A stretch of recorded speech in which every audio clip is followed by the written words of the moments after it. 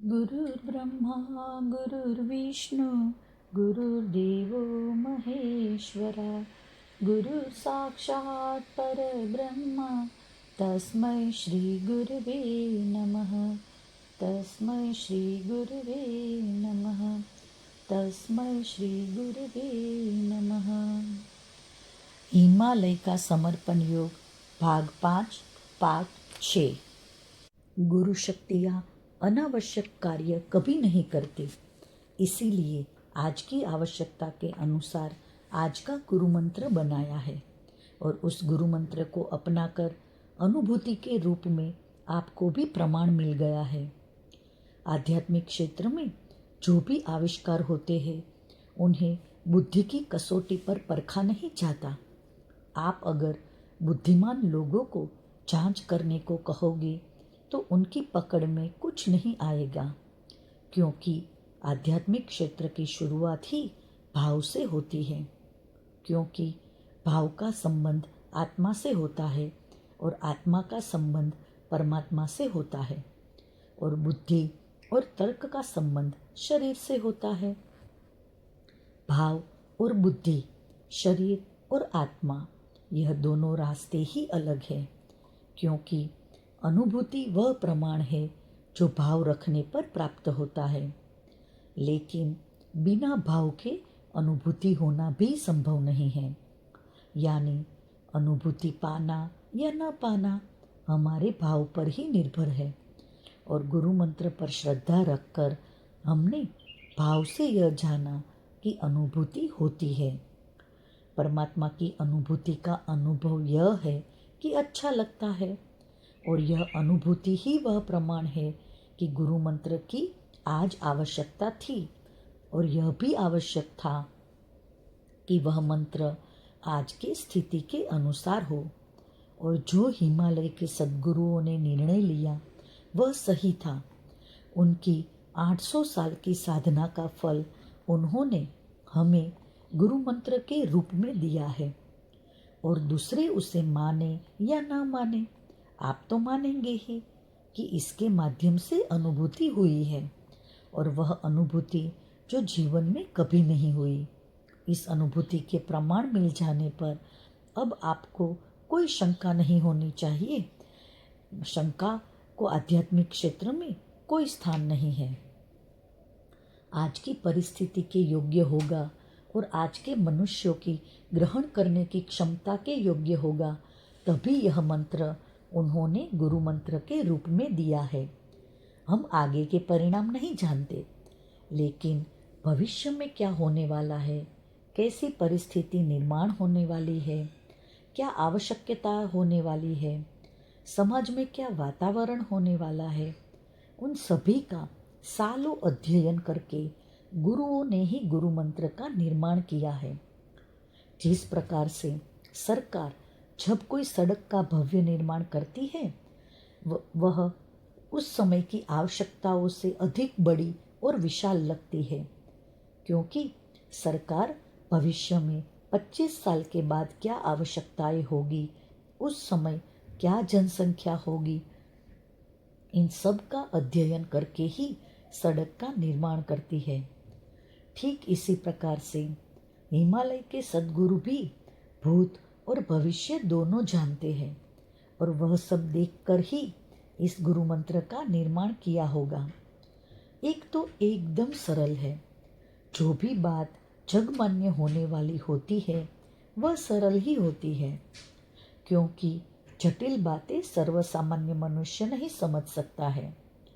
और यह किसी भी देवता का नहीं है, क्योंकि देवताओं के स्थान शरीर में मध्य में नहीं है, या तो सूर्य नाड़ी पर है या चंद्र नाड़ी पर है। अब जैसे गणेश देवता का मंत्र चंद्र नाड़ी पर प्रभाव डालेगा, हनुमान जी का नाम सूर्य नाड़ी को प्रभावित करेगा, गायत्री का मंत्र भी सूर्य नाड़ी को प्रभावित करेगा। मनुष्य के किसी विशेष असंतुलन को ठीक करने के लिए इन देवताओं का सहारा लिया जा सकता है। यह ठीक वैसा ही है जैसे इस बीमारी पर यह दवाई होती है। ठीक वैसे ही अगर किसी का चित्त अस्थिर हो गया हो पढ़ाई में काम में मन नहीं लगता हो, एक स्थान पर स्थिर नहीं रहता हो, सदैव घर से बाहर भागने की इच्छा रहती हो, ऐसे चंचल चित्त को स्थिर करने के लिए श्री गणेश मंत्र का सहारा लिया जा सकता है। श्री गणेश देवता पवित्रता के प्रतीक है और आध्यात्मिक क्षेत्र में, धार्मिक कर्मकांड में, धार्मिक विधियों में प्रथम चित्त शुद्धि आवश्यक है। अगर हमारा चित्त ही शुद्ध न हो तो आगे जो विधि करने वाले हैं या जो भी साधना करने वाले हैं, उस साधना का या उस धार्मिक अनुष्ठान का फायदा या लाभ हमें नहीं मिलेगा। यह तभी मिल सकेगा जब हमारा चित्त शुद्ध और पवित्र होगा, नहीं तो हमारी ग्रहण करने की क्षमता ही नहीं होगी।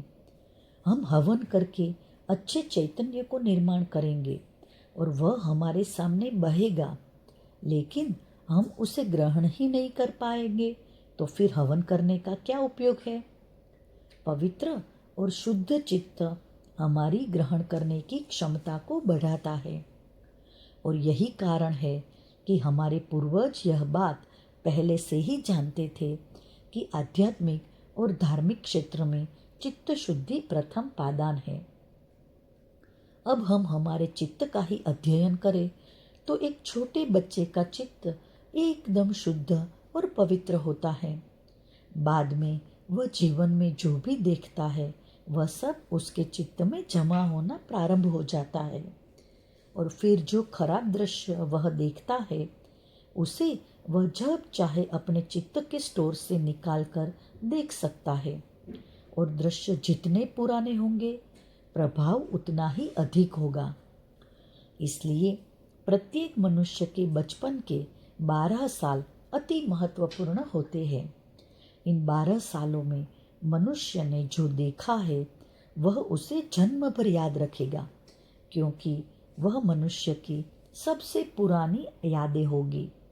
इसलिए छोटे बच्चों को खराब दृश्यों से दूर रखा जाता है, क्योंकि बच्चों का चित्त उस समय एकदम कोरे कागज जैसा होता है, एकदम खाली और निखालस होता है और उस पे जो भी लिखा जाएगा वह सदा के लिए उनके जीवन में प्रभाव डालेगा।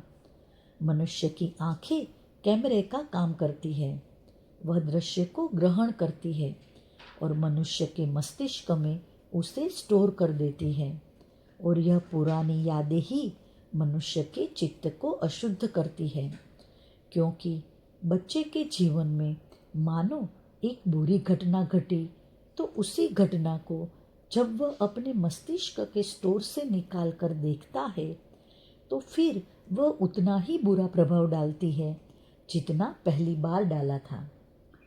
और वह बच्चा जितनी बार यह घटना याद करेगा, घटना का बुरा प्रभाव बढ़ते जाएगा। घटना जीवन में एक बार ही घटती है, लेकिन चित्त से वह बार बार घटती है और मनुष्य स्वभाव है, अच्छी घटनाएं वह याद नहीं करता, सदैव बुरी घटनाएं ही याद करता है और बुरी घटनाएं मनुष्य के चित्त को और खराब करती है।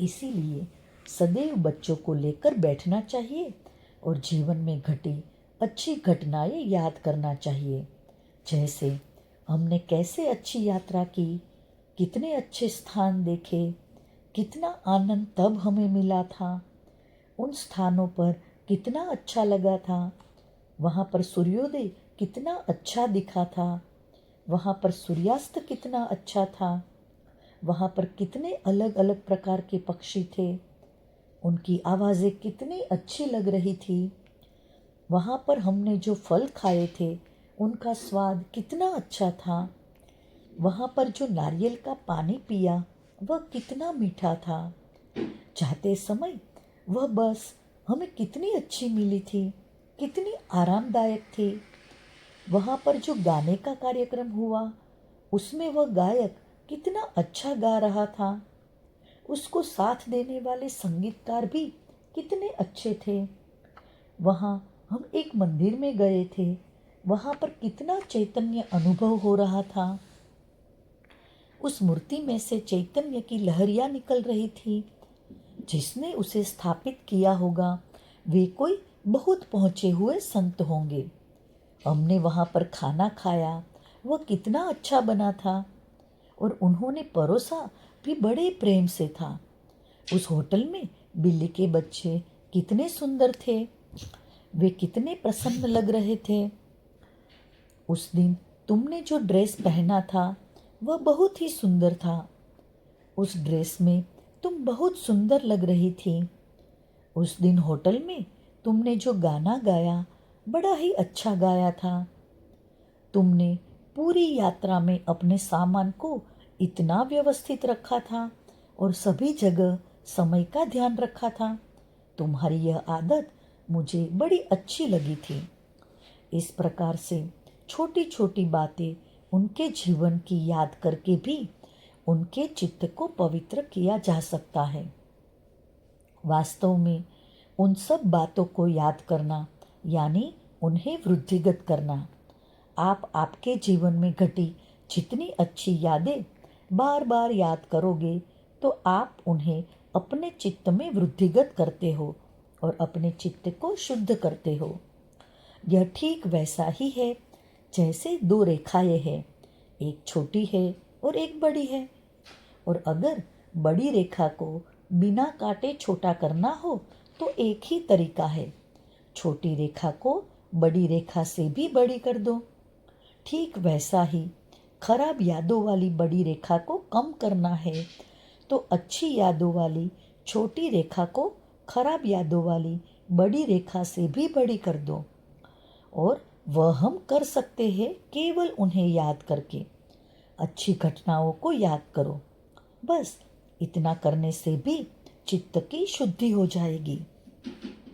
हमें जीवन में कैसे लोग मिलते हैं, हमारे परिवार में कैसे लोग हैं, इस पे ही हमारे चित्त की स्थिति निर्भर करती है, क्योंकि वे हमें जिन बातों की याद दिलाएंगे, हमसे वे जो बातें करेंगे, वे अगर अच्छी घटनाओं वाली होंगी तो हमारा चित्त शुद्ध होगा और बुरी घटनाओं वाली बात करेंगे तो चित्त दूषित होगा।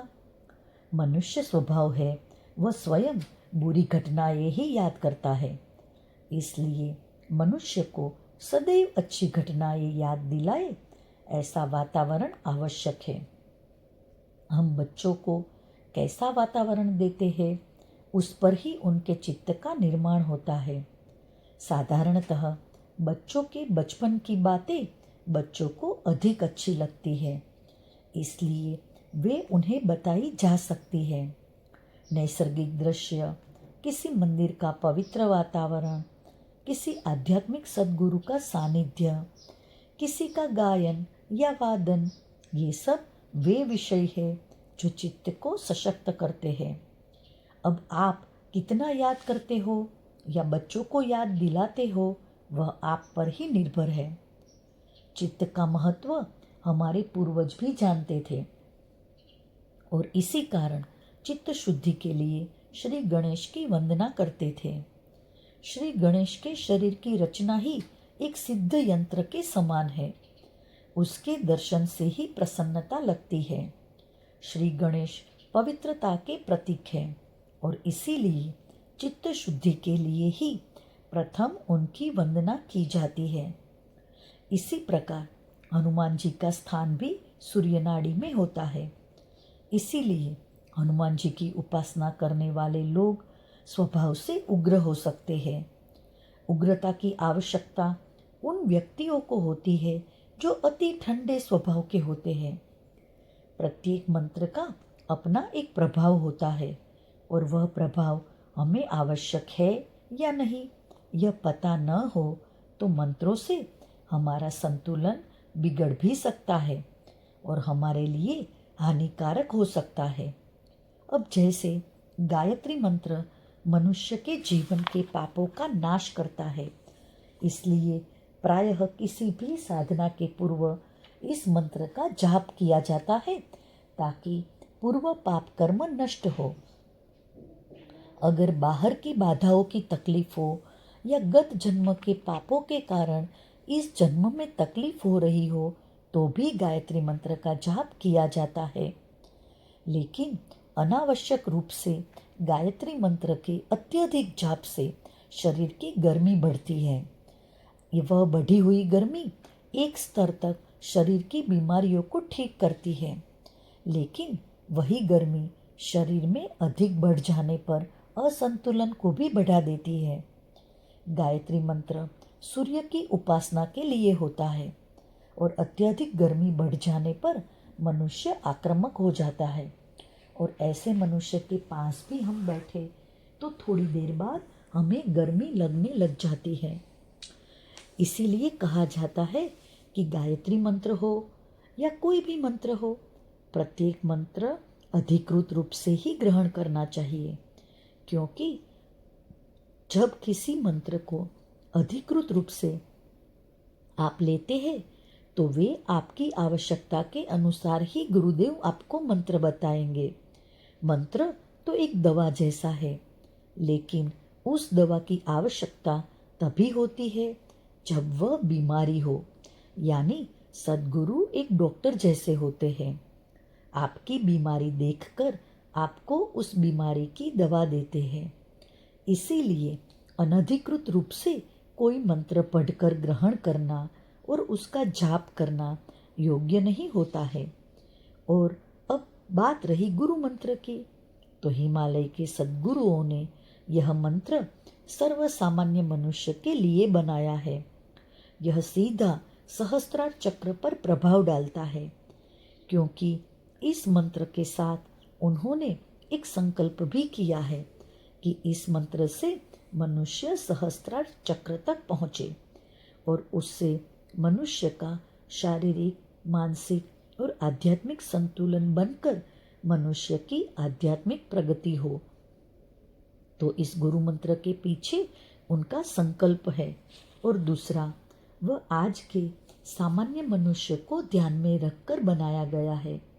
यह 800 साल तक ही कार्य करेगा, क्योंकि यही उसका कार्यकाल है और आज के मनुष्य की स्थिति को देखते हुए बनाया गया है। इसीलिए वह मनुष्य के अधिक करीब का है, क्योंकि समय के साथ साथ मनुष्य की बुद्धि का विकास हो रहा है। इसलिए आज जो मनुष्य की बुद्धि का स्तर है, उस स्तर का अध्ययन करके ही उस मंत्र का निर्माण किया गया है, और इसीलिए वह आज की आवश्यकताओं को पूर्ण करता है। प्रत्येक 20 साल के बाद बुद्धि का स्तर बढ़ जाता है। इसीलिए सदैव पिता से लड़का अधिक बुद्धिमान होता है, लेकिन अधिक बुद्धि का विकास भी अहंकार को जन्म देता है। इसीलिए नई पीढ़ी अधिक बुद्धिमान होती है, लेकिन अशांत होती है, असंतुलित होती है, क्योंकि बुद्धि का संबंध शरीर से होता है, और शरीर की प्रधानता अगर शरीर में बढ़ गई तो आत्मा और उसके भाव का स्तर कम होगा, और शरीर में आत्मनियंत्रण और भाव कम हुआ तो जीवन सूखा और नीरस हो जाएगा। जैसे आज के समय का बुद्धि का विकास एक अच्छे निपुण हार्ट सर्जन का तो निर्माण कर सकता है, लेकिन वह हृदय विहीन होगा। वह इतना व्यावहारिक होगा कि वह कहेगा, इतनी मेरी फीस है, वह देते हो तो ऑपरेशन करता हूँ, नहीं तो मरो, मैं कुछ नहीं करता। यानी आत्मा का भाव और भावनाएं उसमें नहीं होंगी। ऐसा कहते हैं कि अगर नारियल में अच्छा खोबरा अंदर तैयार हो गया और अच्छी मिठास उसमें प्राप्त हो गई, तो फिर नारियल में पानी भीतर नहीं रहेगा, क्योंकि वही पानी खोबरे में परिवर्तित हो गया होता है। और जिस नारियल में पानी भी मात्रा में अधिक होता है और भीतर का पानी मीठा होता है, ऐसे नारियल में खोबरा नहीं होता है। यह एक रूपांतरण की प्रक्रिया है। मनुष्य के भीतर का भाव ही बाद में समय के साथ साथ बुद्धि में परिवर्तित हो रहा है। इसीलिए समय के साथ साथ भाव कम हो रहा है और बुद्धि अधिक विकसित हो रही है। लेकिन आवश्यकता है उस संतुलन को बनाए रखने की। इस मंत्र की सीमा बड़ी विशाल है, क्योंकि यह विश्व के प्रत्येक मनुष्य को संतुलित करने के उद्देश्य से बनाया गया है। और इस मंत्र के माध्यम से गुरु शक्तियों ने अपने द्वार विश्व के प्रत्येक उस आत्मा तक खोल दिए हैं जो उसे ग्रहण करना चाहे। फिर वह मनुष्य किसी भी रंग का हो, किसी भी देश का हो, किसी भी भाषा का हो, किसी भी जाति या धर्म का हो, कोई भी मनुष्य जो अपनी आध्यात्मिक प्रगति चाहता है वह इस मंत्र के माध्यम से कर सकता है। गुरु शक्तियों ने इस मंत्र के माध्यम से समूची मानव जाति के लिए ही आध्यात्मिक जगत का द्वार खोल दिया है। कोई भी मनुष्य इस द्वार से प्रवेश कर सकता है, जो भी आना चाहे आ सकता है। विश्व के प्रत्येक मनुष्य के लिए सद्भावना रखकर इसका निर्माण किया गया है। प्रत्येक मनुष्य का हित हो यह भावना करके किया गया है। ऐसी विशाल भावना के कारण ही इस मंत्र का दायरा बहुत बड़ा हो गया है और इसी दायरे के कारण यह विश्व स्तर तक पहुंचेगा ही, यह देखना। मेरे गुरु मंत्र के ऊपर दिए गए लंबे प्रवचन का प्रभाव उन कलकत्ता के व्यापारियों पर पड़ा और वे बोले, आप सही कहते हैं, आज की पीढ़ी हमसे अधिक बुद्धिमान हो गई है, लेकिन थोड़े समय में ही असंतुलित हो जाती है। बाद में वे सभी चले गए। उनके जाने के बाद पत्नी बोली, आजकल आप बहुत अच्छा समझाने लगे हैं और जब बोलते हैं तो एक प्रकार से चैतन्य की लहरियां ही अनुभव होने लगती है। मैंने कहा, सब गुरु कृपा है, अल्लाह मेहरबान तो गधा पहलवान वाली बात सार्थक सिद्ध होती है। मैं तो बचपन से मुख दुर्बल था। मेरी मौसी कहती थी, तेरी पत्रिका में बुध ग्रह दुर्बल है, इसीलिए तू बोलने में ततपप करता है, बोलने में कमजोर है, धारा प्रवाह में नहीं बोल सकता है। और वह सही भी थी। मैं बचपन में क्लास में भी सबसे पीछे बैठता था ताकि शिक्षक से दूर रहूं, और एक बड़े लड़के के पीछे छुपकर बैठता था ताकि शिक्षक कोई प्रश्न मुझसे न पूछे। लेकिन गुरु कृपा होने पर बोलना भी प्रारंभ हो गया। कहते हैं कि गुरु कृपा हो तो लंगड़ा भी पहाड़ चढ़ जाता है और गूंगा भी बोलने लग जाता है, वैसा ही है। और रही बात चैतन्य की लहरियों की, तो दो बातें हैं कि पहले सदैव सभी का भला हो यह भाव रहता है।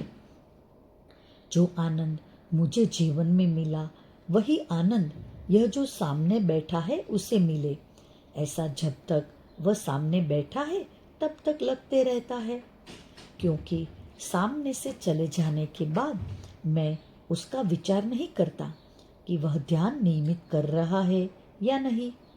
लेकिन वह जब तक सामने बैठा है तब तक मैं उसका मंगल हो ऐसी कामना करते रहता हूँ। और दूसरा, मुझे अपने जीवन में पूर्ण संतोष का अनुभव होता है। मैं जो भी करता हूँ वह निरपेक्ष भाव से ही करता हूँ। सामने वाला मुझे कुछ दे यह भाव मुझे कभी नहीं रहता है। वह मुझे ज्ञानी समझे या मुझे विद्वान समझे यह भी भाव नहीं होता। मैं उसे प्रभावित करना नहीं चाहता, मैं सदैव उसे समझाना ही चाहता हूँ।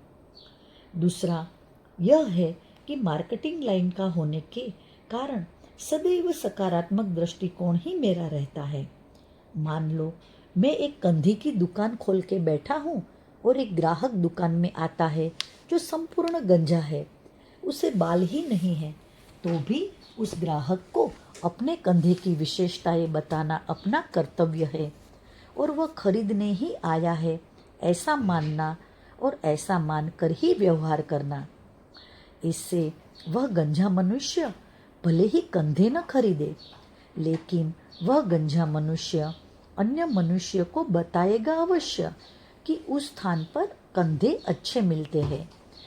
दूसरा, आने वाला ग्राहक राजा है, अमीर है, वह हमसे माल खरीदेगा ही। इसी सकारात्मक भाव के साथ दुकान में आए प्रत्येक ग्राहक के साथ व्यवहार करना चाहिए, क्योंकि आने वाला भिखारी है, वह क्या खरीदेगा। यह भाव आया तो सारा धंधा ही चौपट हो जाएगा। यह मेरा मार्केटिंग का सकारात्मक सिद्धांत मैं सदैव याद रखता हूँ। और यह जो साधक आया है, यह ध्यान सीखने ही आया है, और यह ध्यान सीखेगा ही, और सीख कर नियमित ध्यान करेगा ही, और नियमित ध्यान साधना करके मोक्ष की स्थिति इसी जीवन में प्राप्त करेगा ही। ऐसा सकारात्मक भाव मेरा प्रत्येक साधक के प्रति रहता है, और ऐसे सकारात्मक भाव से प्रत्येक साधक को देखता हूँ, लेकिन उसके चले जाने के बाद उसके बारे में नहीं सोचता, क्योंकि उसने नियमित ध्यान नहीं किया तो हो सकता है मुझे निराशा लगे। इसलिए मैं केवल अपने क्षेत्र में रहकर ही सिखाता हूँ। पत्नी बोली, ध्यान का विषय स्कूल में स्टाफ रूम में भी निकलते रहता है। ध्यान करना तो सभी चाहते हैं और ध्यान के लाभों से सभी प्रभावित है, लेकिन करने का मार्ग पता नहीं है। और लोगों को ध्यान तो चाहिए, लेकिन गुरु नहीं चाहिए, ऐसा लगता है। मैंने कहा, यह तो वही हो गया कि दूध चाहिए लेकिन गाय से नहीं चाहिए, तो फिर वह दूध कल्पना में ही होगा। वास्तव में बिना गाय के दूध नहीं मिल सकता है। शिक्षकों को ही शिक्षक का महत्व पता नहीं है, इस बात का आश्चर्य लगता है। फिर तो शिक्षक की भी क्या आवश्यकता है। जिन बच्चों को पढ़ना है वे पुस्तक की दुकान पर जाए और पुस्तक खरीदे और परीक्षा दे और पास हो। शिक्षकों की भी क्या आवश्यकता है, और इतने बड़े स्कूल की भी क्या आवश्यकता है। लेकिन ऐसा नहीं है। पुस्तक में लिखे गए पाठ विद्यार्थी को ऐसे ही समझ में नहीं आएंगे जब तक शिक्षक अपने अनुभव से उसे सरल करके नहीं समझाता। उसी पुस्तक के पाठ को शिक्षक अपने अनुभव से सरल बनाता है और साथ में अपनी इच्छा शक्ति भी जोड़ता है कि यह जो मैंने समझाया है वह बच्चों को समझे ही, और तब जाकर बच्चों के समझ में आता है। यानी शिक्षा में शिक्षक का महत्व है ही, यह भी वैसा ही है। अगर जीवन में आध्यात्मिक मार्ग में प्रगति करना है तो आध्यात्मिक मार्ग का गुरु आवश्यक होता है, और इस मार्ग में तो गुरु अपना अस्तित्व ही अपने शिष्य में स्थापित करता है। गुरु तो उस बड़े वृक्ष के समान होता है जो अपने प्रत्येक बीज को लगाते समय यह कामना करता है कि इस बीज से भी एक बड़े से वृक्ष का निर्माण होगा, क्योंकि बिना बीज के वृक्ष का निर्माण संभव नहीं है। और यह भी सही है कि सभी बीज से वृक्ष निर्माण नहीं होते हैं, क्योंकि बीज को चाहिए उपयुक्त वातावरण। जब तक बीज को उपयुक्त वातावरण नहीं मिलता तब तक बीज से वृक्ष का बनना संभव नहीं है। तू स्टाफ रूम में चुप ही रहा कर, शायद तू कुछ इस विषय पर बोले, इसलिए वे जानबूझकर तेरे सामने वह विषय निकालते होंगे।